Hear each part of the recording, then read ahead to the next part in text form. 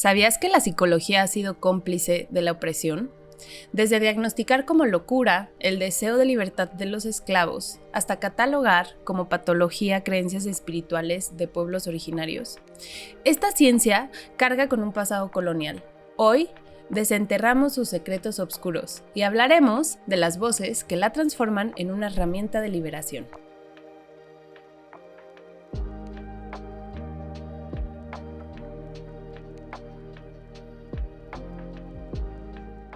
Hola a todas, bienvenidas al Círculo Atalanta, en donde celebramos la fuerza y la conexión entre mujeres, creando un lugar seguro para soñar, cuidarnos y construir comunidad. Yo soy Nuria. Y yo soy Ana. Ay, bienvenidas. Estamos muy emocionadas porque hoy vamos a hablar de un tema que nos emociona mucho y que, aunque suene un poco complejo, es muy necesario. ¿Por qué la psicología y las psicoterapias necesitan descolonizarse? Ana, bienvenida. Gracias. ¿Tú qué entiendes por esto? Híjole, es que este es un tema que, va a estar bien sabroso. Bueno, para mí es cuestionar que la terapia tradicional viene de modelos europeos o gringos o en general del norte global que no siempre aplican a nuestras realidades, como si solo existiera una forma correcta de sanar o de entender la mente humana. Exacto. Imaginen que todo lo que nos han dicho sobre la mente humana nació en 1879, herencia, por supuesto, del auge colonial, y muchos de sus conceptos reflejan los prejuicios de esa época.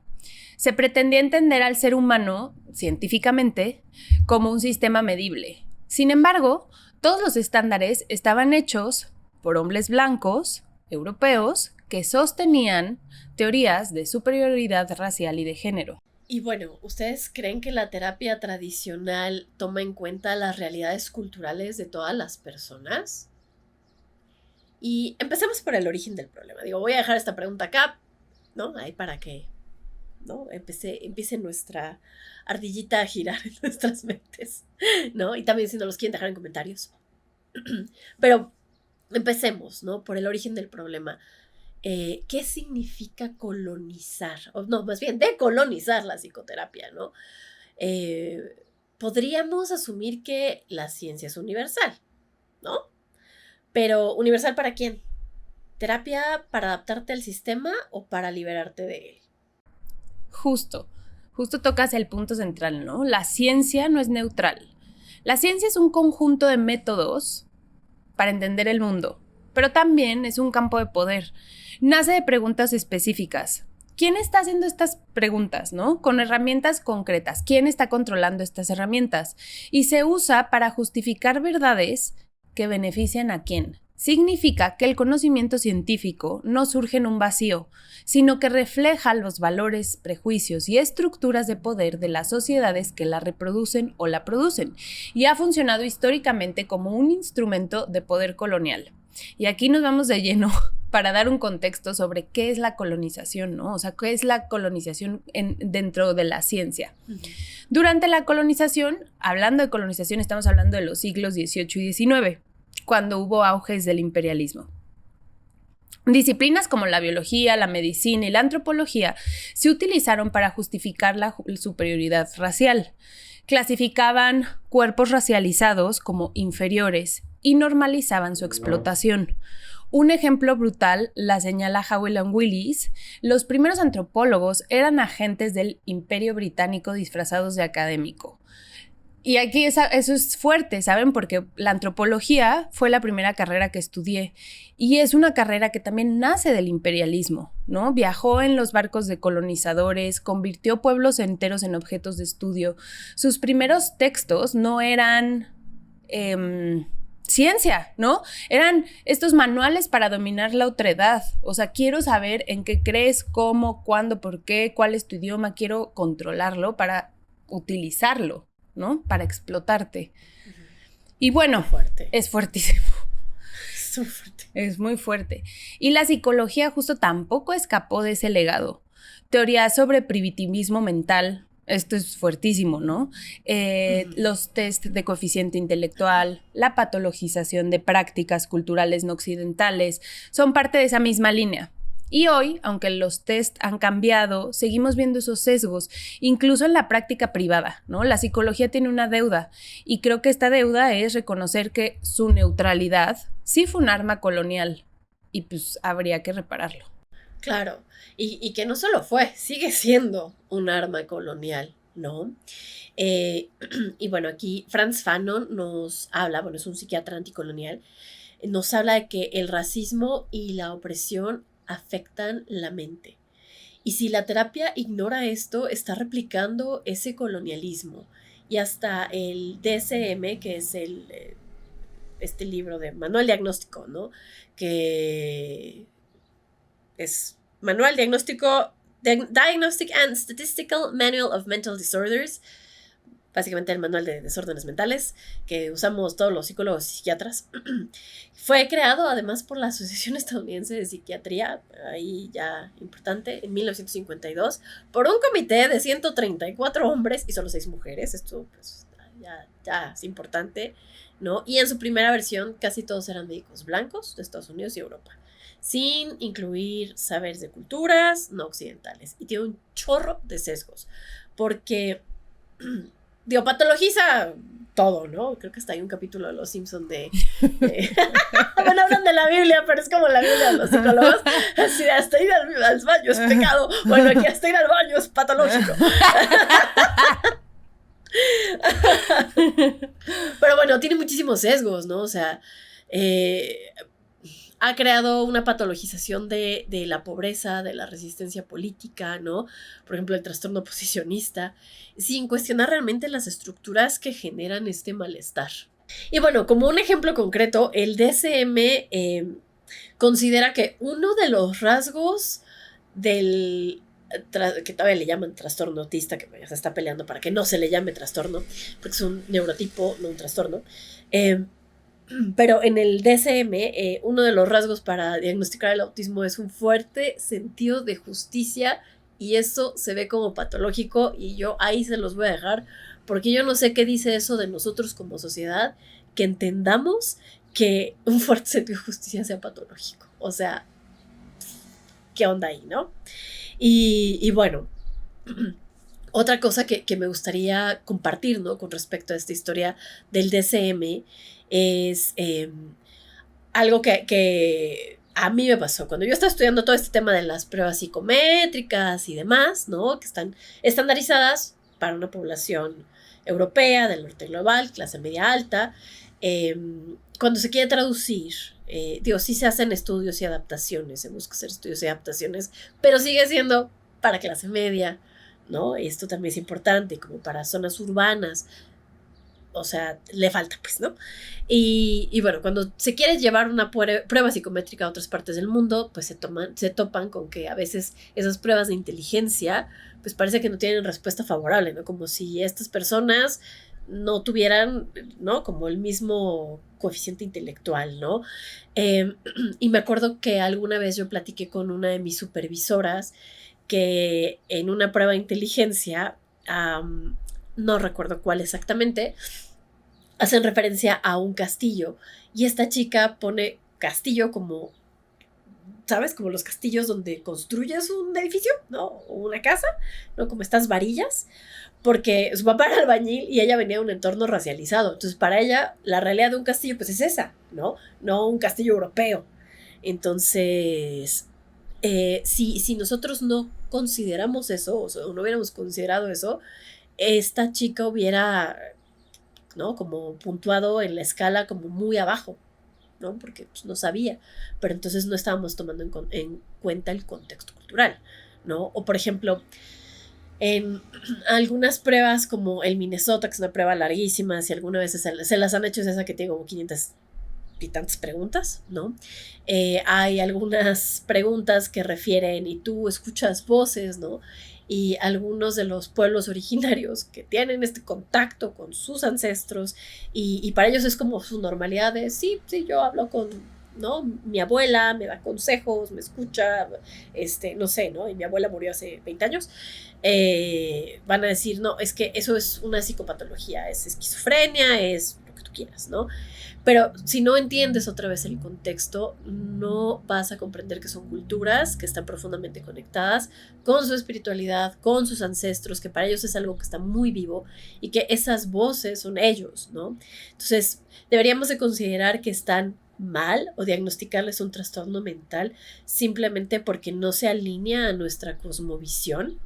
Y hablando de esto, es importante también mencionar el problema de la medicalización psiquiátrica, ¿no? Que sin acompañamiento terapéutico y sin enfoque de trauma, pues es grave, está grave y es bien documentado, ¿no? Y hay un grave problema, ¿no? O sea, queremos enchuchar a todo el mundo, ¿no? La psiquiatría se acaba muy atrás y busca como, sí, ¿no? Y sin dar un acompañamiento, sin una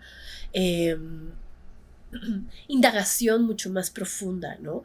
Se ha observado justo que hay una medicación muy rápida, ¿no? Según la OMS hay un aumento del 400% en las prescripciones de antidepresivos en los últimos 20 años, por ejemplo, en Estados Unidos, Reino Unido, Chile, en México incluso, ¿no?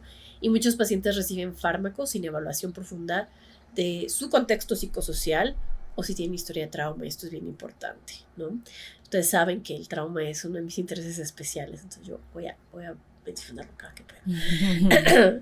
Y, por ejemplo, aquí un datito estadístico, ¿no? En Estados Unidos, el 80% de las recetas de antidepresivos las hacen médicos generales sin especialización en salud mental. Y, por otra parte, pues también, ¿no? Como les decía, no hay suficientes profesionales informados en trauma o trauma complejo o trauma del desarrollo. Y a menudo muchas de estas cosas se diagnostican como depresión o TDA, ¿no? También otro dato ahí se los aviento. En Australia, un estudio mostró que el 60% de personas en centros de salud mental tenían una historia de trauma infantil, pero pues solo el 15% recibió terapia específica, ¿no? Entonces, bueno, la medicación sin terapia y sin considerar los contextos psicosociales puede cronificar los problemas y enmascarar síntomas o causar dependencia, ¿no? Y esto sucede porque hay un sistema de salud que está fragmentado, ¿no? Que en muchos países la terapia es costosa, es inaccesible y pues los fármacos son como la sociedad rápida, es solución rápida, perdón. Es como, tómate esto y pues ya con eso ya no te sientes ansioso, ¿no? Y esto va a ser más importante adelante porque es justo este bracito que te adapta al sistema, ¿no? Que realmente no considera tu salud y tu bienestar, sino que busca integrarte al sistema nuevamente. También, ¿no? Regresando a esta cuestión de la psiquiatría y los fármacos, pero también hay una gran influencia de la industria farmacéutica. No por nada los Estados Unidos ahorita tienen el problema que tienen, ¿no? Con la crisis de opioides, por ejemplo, ¿no? Entonces, y hay un marketing directo a los médicos y se ha forzado como que esto entre en el DSM. Entonces, esto es importante para que justo veamos que esto que a veces tomamos como de sí, es la verdad, es como, no, esta ciencia no es universal, no aplica para todos, está muy sesgada, ¿no? Y, no, también voy a volver a insistir, falta información de trauma, ¿no? Y muchísimos profesionales pues no reconocen los síntomas de trauma, como la disociación, la hipervigilancia, y los confunden con trastornos del estado de ánimo, ¿no? Y bueno, imagina, Nuri, esta escena, ¿no? Una persona llega a consulta después de años de sentirse rota, ¿no? Entre comillas, le cuesta concentrarse, tiene ataques de pánico, duerme mal. En 15 minutos, un profesional que sí, a lo mejor porque tiene buenas intenciones, le dice, tienes un desbalance químico, tómate esto y vas a estar normal, vas a regresar a la normalidad, ¿no? No hay preguntas sobre su infancia, sus relaciones tóxicas o, ¿sabes?, abusivas. No hay nada acerca de si tuvo un accidente, el nivel de estrés que está viviendo en su vida, ¿no? Solo una receta y la promesa de que la pastilla lo va a arreglar todo. Y que incluso cuando vienen los pacientes diciendo, oye, es que no me está ayudando, oye, es que están aumentando mis pensamientos depresivos o suicidas incluso, es que tengo dolores de cabeza constantes. Es como, no, el que está mal eres tú, el medicamento no puede estar mal, ¿no? Y pues la cosa es que eso no es ficción, no es nada más un imagínate, claro. Es que sí pasa, y pasa para muchas personas en todo el mundo. Y ojo, aquí sí queremos hacer un énfasis importante porque los psicofármacos salvan vidas cuando se usan correctamente y cuando tienen un acompañamiento. O sea, el problema no es la medicación, el problema es el sistema, ¿no?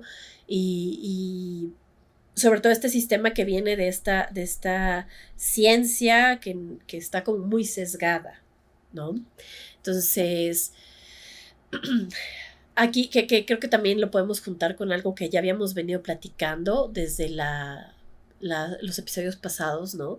Que de pronto ciertas líneas de la psicología y también de la psiquiatría, ¿no? Reducen el dolor humano a un déficit, ¿no? Un déficit de serotonina, ¿no? Cuando en realidad el trauma pues puede que esté alterando todo, ¿no? Ignora que las pastillas pues no te enseñan regulación emocional, ¿no? Y a veces, otra vez vámonos con el contexto psicosocial, a veces no existe esa educación, ¿no? Porque no nos las han dado, porque no es como, ¿no? Eso está aquí en el mundo de los que tienen acceso a la psicoterapia, ¿no? Y hay una desconexión con los rituales, los grupos, las comunidades que podrían proporcionar herramientas de regulación, pero no tenemos acceso a ellas porque vamos a hablar justo más adelante de esto, pero tiene que ver con esta colonización también, ¿no? Okay. Y pues reproduce esta violencia médica, ¿no?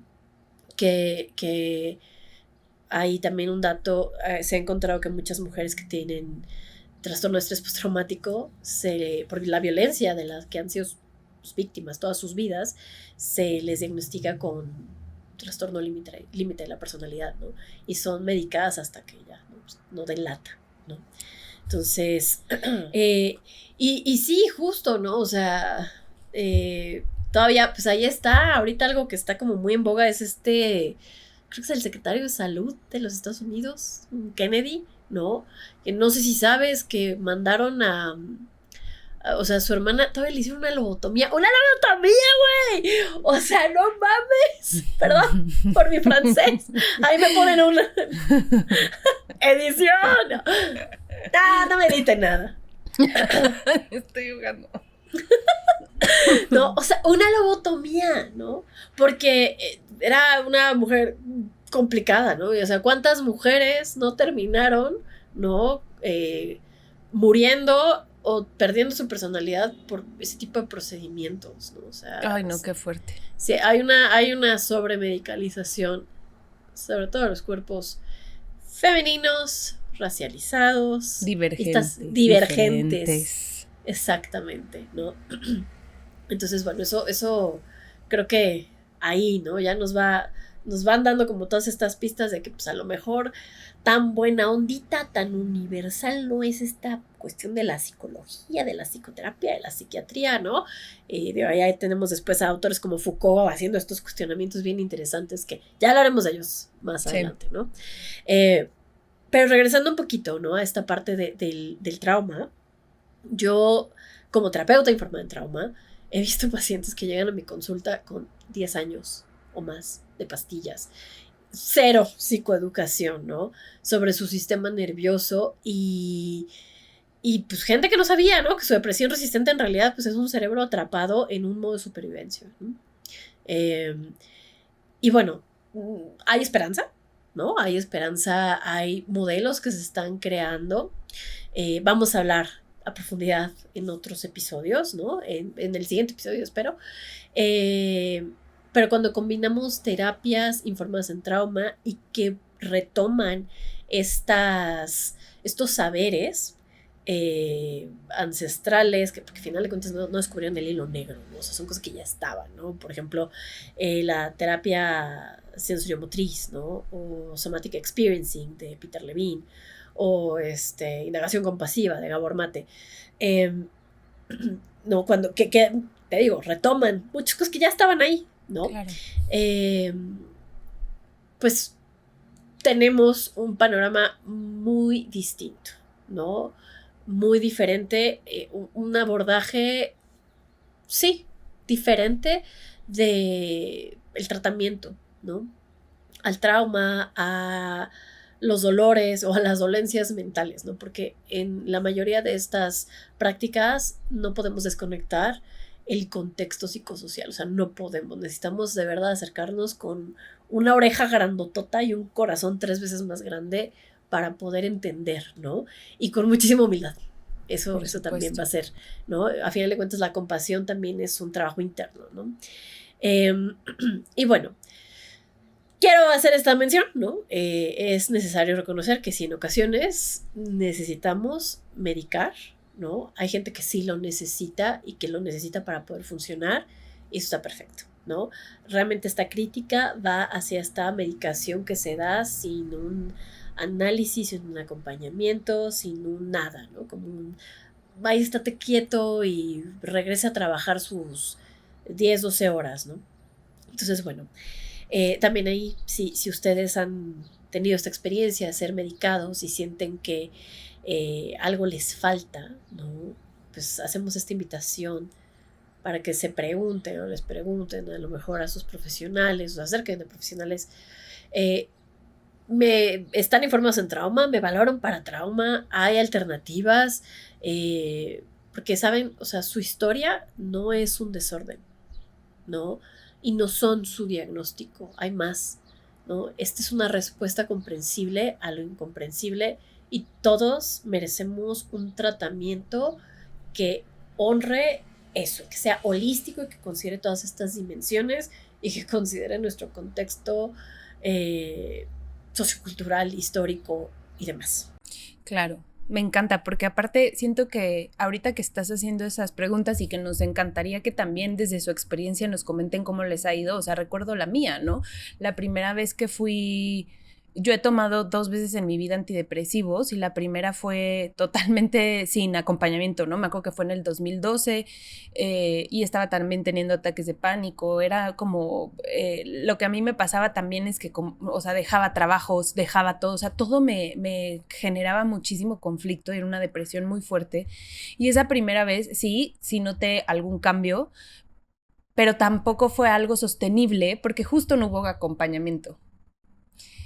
10 años después, 12, 13 años después, que vuelvo a tener un cuadro depresivo y tomo antidepresivos. Me acuerdo que en ese momento también estaba llevando terapia psicoterapéutica con una psicóloga humanista y fue completamente diferente. ¿Por qué? Porque también hay psiquiatras muy humanos, ¿no? Y hay psiquiatras que están preparadas para darte ese acompañamiento y preguntar tu contexto. Me acuerdo que estaba preparada esta psiquiatra en una perspectiva sistémica, en psicoterapia sistémica, y digo, claro, o sea, ¿sabes? Como que también preparada en trauma, y es como, por supuesto, también como psicoterapeutas, creo que hay que hacer, no sé, esas preguntas y también como pacientes, ¿no? Como lo nombras, ¿te has sentido acompañado? ¿Te has sentido visto? ¿Se ha sentido visto el sistema de donde vienes? Y aquí me surge otra pregunta, ¿no? Que creo que nos lleva a un tema todavía más fuerte, que es, ¿qué sucede, no? O sea, ¿por qué medicalizamos el dolor? Ya un poco hablamos como de medicar rápidamente, más siento que con el dolor y con cosas que son sistémicas, o sea, que hablamos de cosas ya de sistemas opresivos, es todavía como más pantanoso el asunto. Y pues bueno, ¿por qué se medicaliza rápido, no? Hablamos ya también como, pues, de intereses económicos, ¿no? Y enriquecimiento de las grandes industrias, no solo farmacéuticas, sino también de lo que estás hablando sobre, pues, estos como tratos, ¿no? O sea, como debajo del tapete que van haciendo entre farmacéuticas, hospitales, compañías masivas de medios de comunicación, o sea, y puedes creer que suene como de, ay, no, es una conspiración. No, son negocios, realmente son negocios, y gente muy rica se está enriqueciendo aún más, ¿no? Control social, esto es como... Aquí volvemos como a lo que hemos estado hablando en los temas anteriores, en los capítulos anteriores, que es... Algunos autores señalan que silenciar el dolor evita que esto se convierta en rabia política, ¿no? Entonces aquí la pregunta es, ¿queremos a la mano de obra, ¿no? A la clase media trabajadora enojada? ¿Los queremos enojados con el sistema? queremos a la clase obrera enojada. Entonces, aquí es como esta pregunta de, claro, si observamos nuestro dolor, van a salir cosas. Y no queremos que eso se convierta en esta rabia que es como la chispa, ¿no? O sea, que enciende las cosas. Siento que sucede y que está sucediendo y que estamos ahorita viendo cosas interesantes. Sin embargo, ahí está, ¿no? O sea, pues claro, o sea, y no es algo que tampoco cada psiquiatra va a hacer conscientemente, como de, ay, lo estoy medicando para que no sienta rabia política. No, por supuesto que no. Estamos hablando desde lo sistémico, ¿no? Como de cómo se ve desde el sistema. Y aquí llegamos a un punto importante, ¿no? Que esta medicalización del dolor y este medio a sanar en colectivo, no desde lo individual, no solo nos está robando la oportunidad, y el regalo, ¿no? De la humanidad compartida, de compartir también el dolor, sino que también nos desarraiga de la naturaleza, ¿no? Y de lo sistémico. Al encerrar el sufrimiento en diagnósticos individuales, también estamos perdiendo memoria ancestral, ¿no? Del duelo, de las pérdidas, de la muerte, del miedo, porque todo eso también son parte de los ciclos, ¿no? De la vida, de la tierra. Y cuando patologizamos nuestras emociones, nos estamos convirtiendo en individuos aislados, incapaces de sentirnos de algo más grande. Y claro, o sea, ¿cómo vamos a cuidar la vida si no nos permitimos sentirla en su totalidad? Con todo y todo, ¿sabes? O sea, con este acompañamiento, incluso con medicamentos, o sea, en su totalidad, conectando con el otro. Y bueno, justo, o sea, en los manuales no hay palabras, ¿no? Ni códigos para diagnosticar lo que estamos observando hoy día, ¿no? La tristeza de un río contaminado, la ansiedad por un bosque incendiado, la tristeza colectiva por un genocidio, por estarlo presenciando en tiempo real, y la pérdida también no solo de los humanos, ¿no? Sino de un sistema completo, de un lugar entero, de vidas, ¿no? O sea, también no humanas. Los pueblos originarios, sin embargo, llevan siglos haciéndolo, nombrándolo, compartiéndolo y en comunidad. Y los pueblos que ritualizan el dolor, por supuesto que van a defender sus territorios. O sea, es un hilo conductor, es algo que está vivo, es algo que está conectado, porque saben que los duelos, las pérdidas, todas estas emociones no son una falla, ¿no? O sea, no son una falla en el cerebro o en nuestro sistema, sino que son un hilo que nos teje, ¿no? Al mundo que está vivo, a lo que nos rodea. Y claro, muchas de las terapias modernas nos adiestran para ser funcionales en un sistema enfermo. Y que en lugar de cuestionarlo, ¿no? Por eso se individualiza el sufrimiento. Te hacen creer que tu depresión es solo pues, tus pensamientos, ignorando que lo que mencionas, ¿no? De la pérdida de la naturaleza, del territorio, pero también el racismo, el clasismo, la explotación laboral, las violencias estructurales que están causando ese malestar, ¿no? Y en lugar de profundizar en estos temas, se promueve esta adaptación forzada. Terapias a lo mejor como la cognitivo-conductual te entrenan a ajustarte, ¿no? A este sistema, a soportar un trabajo precario y verlo como resiliencia. Y el exceso de resiliencia ya es muy malo, ¿no? Muy malo. En lugar de cuestionarnos la opresión que te agota o que nos agota, ¿no? Porque creo que somos una generación muy agotada y como ya decíamos hace un rato, ¿no? Que se medicaliza o que también medicaliza la resistencia. Entonces, estas terapias o estos abordajes terapéuticos convierten el cansancio de luchar en un trastorno y recetan pastillas para que sigas produciendo, sin tocar las causas sociales. Es muy fuerte esto que mencionas y totalmente vigente, o sea, lo vemos hoy.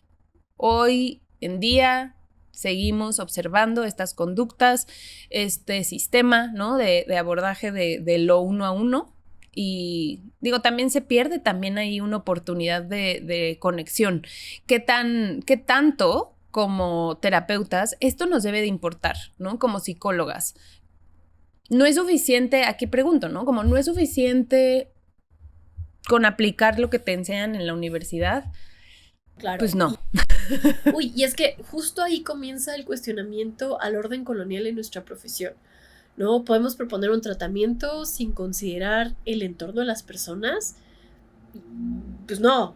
Y es que la terapia no es neutral. O sea, de verdad no es neutral. Y hay que hablar sin pelos en la lengua. Y fingir que no, sí, somos muy neutrales. No es cierto, no somos neutrales, no podemos ser neutrales.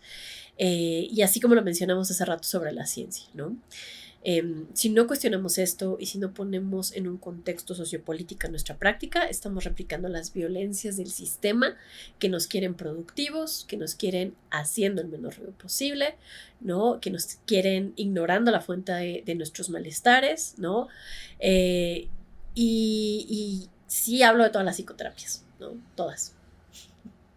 Desde el psicoanálisis hasta la cognitivo-conductual y me paso a la humanista, a la transpersonal, todas. ¿Por qué? ¿No? Porque todos estamos bien colonizados desde nuestra cabeza, ¿no?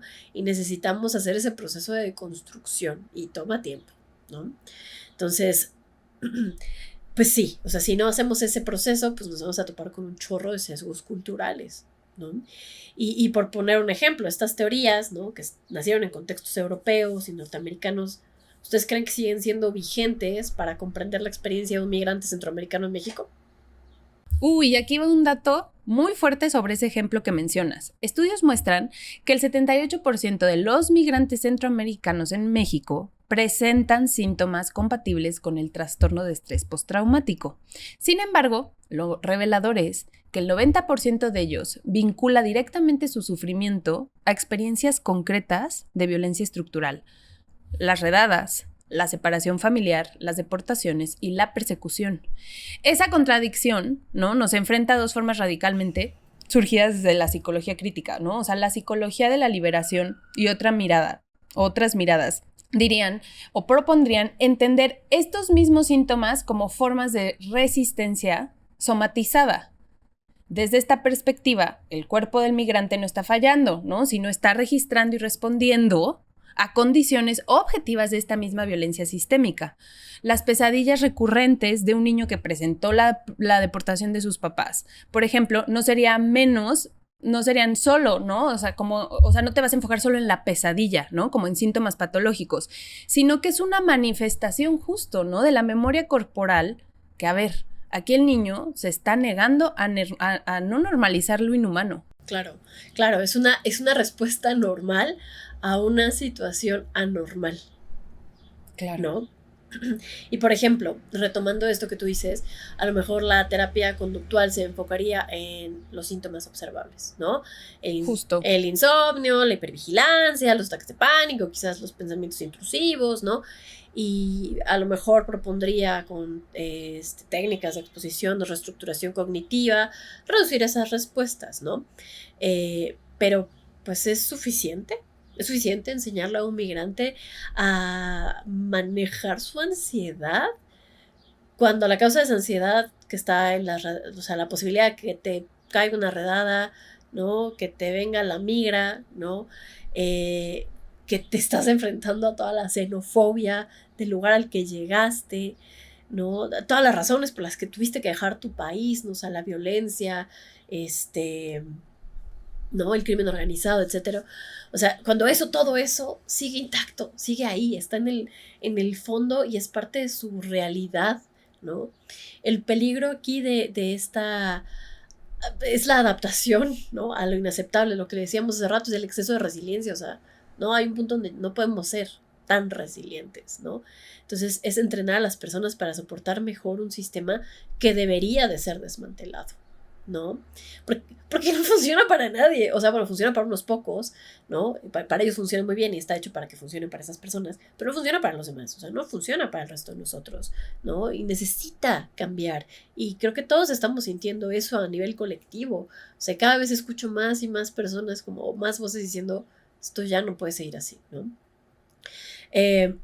Y claro, estas técnicas, ¿no? Regresando a esta cuestión de las propuestas terapéuticas, puede que sirvan en ciertos contextos, o sea, tienen un valor, tienen, por supuesto, un fundamento y pueden funcionar muy bien, pero parte de un límite común, ¿no? Que es su dificultad para incorporar la dimensión política del sufrimiento.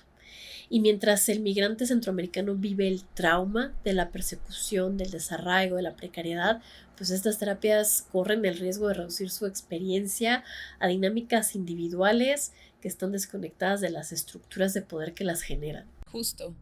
Y bueno, no se trata de negar el sufrimiento psicológico, ¿no? Sino de comprenderlo en sus dimensiones personales y políticas, ¿no? Y el cuerpo que recuerda, que reacciona, que se tensa ante ciertos estímulos, no está simplemente enfermo, ¿no? Está manteniendo un diálogo muy complejo con realidades que exigen ser cambiadas, ¿no? No solo procesadas.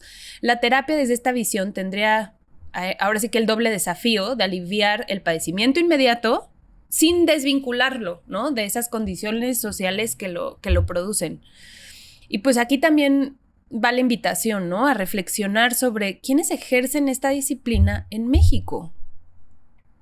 La psicoterapia sigue siendo un privilegio de clase y quienes pueden acceder a ellas suelen ser personas de sectores medio y altos, urbanos en su mayoría, profesionales, estudiantes universitarios, empleados corporativos y pues también, o sea, quienes están estudiando psicología. Hay más diversidad, creo, porque las universidades públicas ofrecen una preparación de alto nivel. Sin embargo, ya en el quehacer psicoterapéutico sí hay un sesgo, ¿no? O sea, ¿qué psicoterapias son las que más se practican y quién las está haciendo? Y pues en México, la terapia cognitivo-conductual es la que tiene más, pues sí, o sea, más representación en México. Y pues bueno, justamente en estas universidades, la formación clínica rara vez aborda críticamente las cuestiones sociales y políticas, ¿no? Siento que es algo que no se nombra. Claro, y ahí, ¿no? Como decíamos hace rato, ¿no? O sea, el cognitivo conductual lo que pasa es que tiene una gran campaña de marketing. Sí. ¿No? Gran campaña de marketing. Entonces, pero vaya, o sea, ya llevándolo a la práctica, es que si no estás informado o no buscas educarte en cuanto a los contextos socioculturales de las personas, nomás no le vas a dar, o sea, no la vas a armar, ¿no? Porque yo tuve el chance de trabajar en la policía de la Ciudad de México y pues muchas personas venían de entornos bien precarizados, ¿no? Entonces yo no le puedo decir a alguien así, no, pues es que tómate un día de autocuidado cuando, güey, no puedes descansar. No puedes, ¿no? Tienes que, o sea, porque aparte del trabajo que tienen ahí, tienen que tener otro trabajo para poder sostener a sus familias, porque de verdad está dura la cosa, ¿no? Entonces, si yo me quedo desde mi privilegio, porque además ahí me di en la torre, yo solita dije, híjole, mi burbujota de privilegio, así como me dio penita, ¿no? Pero si yo me acerco desde mi privilegio y propongo un tratamiento desde lo que para mí podría funcionar y desde lo que a lo mejor las teorías me proponen y no estoy escuchando lo que la persona necesita y puede, no va a poder hacer un abordaje adecuado, no le va a poder ayudar a la gente. Entonces tenemos que hacer con lo que hay, ¿no? Y entender desde dónde está funcionando esta persona, ¿no? Y también he tenido este chance de trabajar con personas de distintas culturas, o sea, no solo acá en México, sino personas, ¿no? Que tienen contextos culturales muy diferentes, o sea, que sus valores son muy diferentes también. Y, por ejemplo, ¿no? En familias, he tenido pacientes que vienen, que tienen familiares, o como crecieron en un entorno como que son migrantes chinos o coreanos, o de India incluso. Y la familia es bien importante en esos contextos, súper importante. Entonces, si de pronto yo detecto una dinámica familiar que pues, está bien abusiva, yo no nada más le puedo decir así, pues ya, diles bye, crea distancia, ¿no? Porque no se puede, o sea, porque uno, se están exponiendo a estar solos en un entorno donde ellos son migrantes y la familia es una red de apoyo y es la red de apoyo que a veces les sostiene, ¿no? Y dos, o sea, culturalmente la familia está súper arraigada a los valores, entonces necesitamos aprender a navegar desde ahí, ¿no? Desde desde su contexto, no desde el mío, no desde lo que las teorías o las propuestas o los autores, desde ellos mismos, qué funciona para cada quien, ¿no? Y bueno, ¿no? Aquí también me gustaría, ¿no? Hacer mención ¿no? Retomando esta cuestión de los ambientes precarizados, que a nivel sistémico, no hay una estructura que sostenga o no sostenga a nosotros como seres humanos, y que como no nos sostiene, pues debemos vivir en condiciones de explotación y opresión, más o menos dependiendo de qué tan privilegiados o qué tan no privilegiados estemos, ¿no? Y entonces, pues ahí yo voy a poner esta semillita acá de pues, integrar conceptos como el derecho universal a la vivienda, la renta básica universal, ¿no? Podrían darnos a todos una mejor calidad de vida y podrían darnos a todos una mejor chance de tener una buena salud física y mental, porque la salud mental es un problema social, ¿no?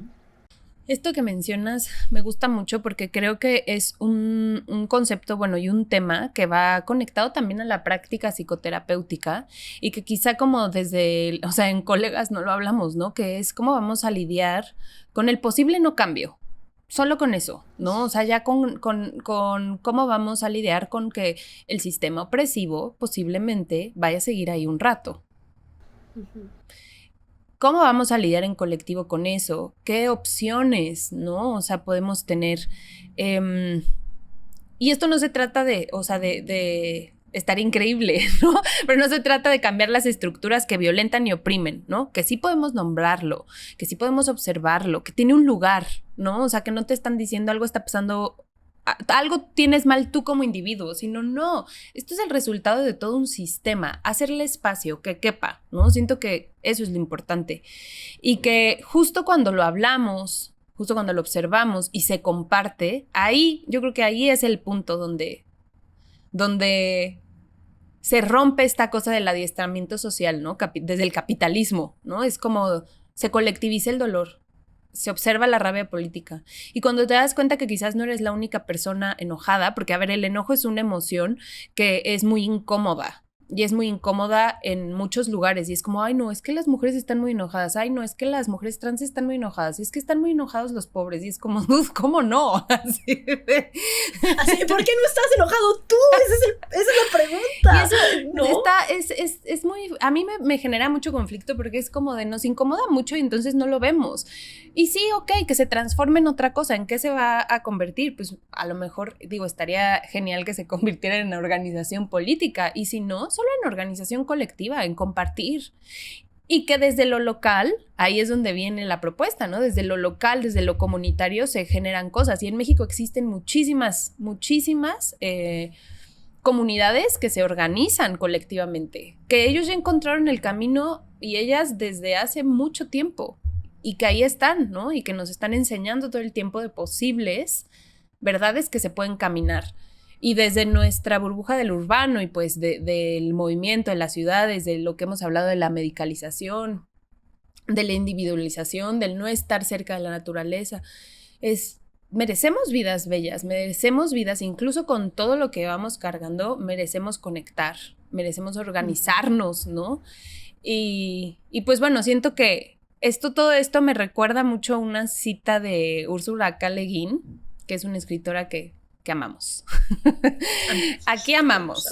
Y dice, vivimos en el capitalismo. Su poder parece no tener límites. También lo parecía el derecho divino de los reyes. Todo poder humano puede ser resistido y cambiado por seres humanos. Amo. ¿Por qué? Porque lo crearon humanos. Aquí nada está hecho por una fuerza mayor. Exactamente, exactamente. Y me encanta. Y vamos a cerrar este capítulo, ¿no? Con una pregunta, que nos deja con una pregunta radical, ¿no? ¿Cómo decolonizamos? ¿No? Porque decolonizar nuestra práctica psicoterapéutica no solo es un acto político, sino un camino para ser mejores profesionales. Y aunque no sea psicoterapeuta, también, ¿no? ¿Cómo nos decolonizamos, ¿no? Creo que eso nos va a hacer buenos seres humanos o mejores seres humanos, ¿no? Porque así vamos a ampliar nuestras herramientas, ¿no? Y podemos recuperar esta esencia humana de la terapia, ¿no? De la capacidad de acompañar desde la conexión verdadera. Esta transformación nos invita a dejar de ser expertos, ¿no? Para convertirnos en aprendices de las comunidades que han resistido con sabiduría y de la experiencia del otro, ¿no? La colonización no nos quita recursos, nos devuelve la mirada compasiva y crítica que nunca debimos perder. Totalmente, porque eso también nos hace ser no cómplices, ¿no? Ser no cómplices y acompañar, aunque sea de la distancia, a grupos humanos y grupos no humanos también que están siendo víctimas reales de este sistema. Ay, bueno, pues agárrense. Ay, se viene fuertito el siguiente. Cositas. Se vienen cositas. Viene muy fuerte el siguiente episodio. Nada, viene bien lindo. Le estamos poniendo mucho cariño a esto porque aparte nos apasiona, como se dan cuenta. Gracias por quedarse hasta este minuto. Queremos saber también qué piensan ustedes. Si les interesa saber más sobre este tema, si son también psicoterapeutas, psicólogas y les interesa pues comenzar con este proceso de decolonizarnos, quédense. Si tienen alguna pregunta, escríbanla en los comentarios. Recibimos todos sus comentarios con mucho amor. Muchas gracias por escribirnos por YouTube, por Spotify, por mensajitos. Y pues bueno, seguimos pendientes de que nos sigan compartiendo. Y recuerden, queremos que esto sea un espacio comunitario y un lugar donde también nosotras podamos aprender de sus historias. Así que muchas gracias. Así que ya saben, si les resuena esta invitación, acompáñenos en este viaje. Pueden encontrarnos en todas nuestras redes sociales como @círculoatalanta para que no se pierdan ningún paso de este camino. Muchas gracias. No olviden darle like y suscribirse, y si quieren activar su campanita para que cuando lo publiquemos recién les llegue, y si no, inscríbanse o suscríbanse a nuestra lista de correos para que les llegue antes. ¡Uy! Y pues muchas gracias por escucharnos hoy y nos vemos en el próximo episodio de Círculo Atalanta, un refugio para conectar, crecer y transformar juntas.